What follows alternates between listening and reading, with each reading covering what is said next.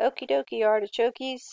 This is chapter 4, problem solving in chemistry, and a majority of what we're doing here is looking at how we do calculations and what kinds of properties, what kinds of things we need to look at and skills we need to use.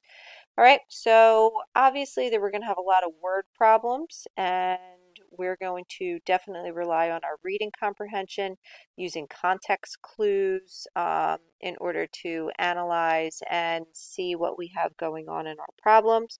We'll have to look for values like mass is equal to something grams or volume is equal to something milliliters.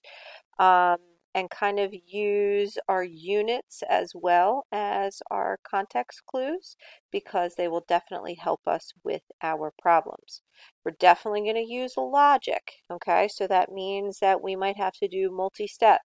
So if you don't know one conversion factor or you don't know one value, maybe you can do one calculation and then do another calculation and sometimes a third calculation in order to figure it out.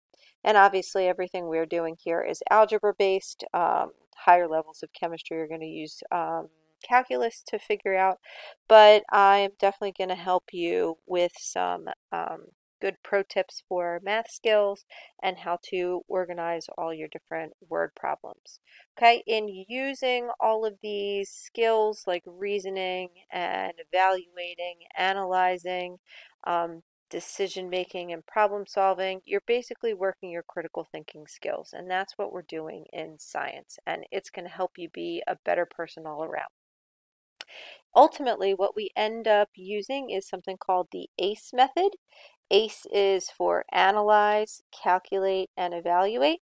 So you analyze a problem. We always talk about givens, unknowns, and you plan your solutions, which might be solving for something by plugging in, or it could be by using a conversion factor, which we'll get to in the next video.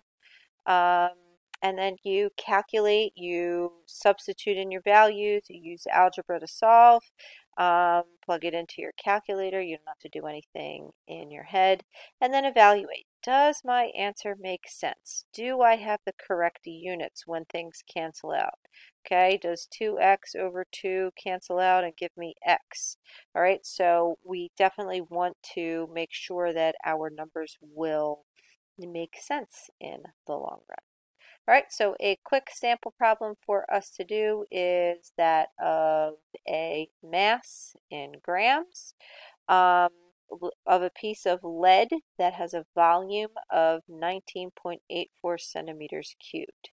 Okay, so I'm looking for what is the mass. So I'm looking for M.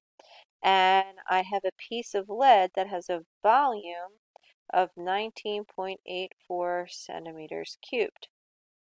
Well, how can I get from mass and volume? Well, you might remember density is equal to mass over volume from the previous chapter here. But I'm not given the density. So this is one of those problem solving skills that you're going to have to then look on your periodic table. And when you look on your periodic table, you're going to look up the density of lead, and the density of lead is 11.35 grams per centimeters cubed. So you might have to do an additional step. You might have to look at a reference, like your best friendly periodic table, and then you have your density, and then you can solve for mass, and then you can plug in your volume and figure all that out. All right, so if density equals mass over volume, how do we get mass by itself? We have to multiply both sides by volume. And then we get mass is equal to volume times density. So I'm going to flip that around here. M is equal to 19.84 centimeters cubed times 11.35 grams per centimeters cubed.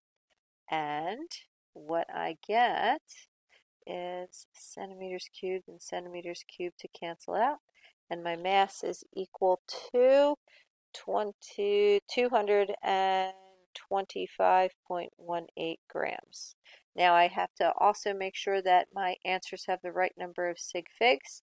So this has 1984, that's 4 sig figs, 1135, 4 sig figs, so I need this answer to have 4 sig figs, so 225.1 or zero point 0.2.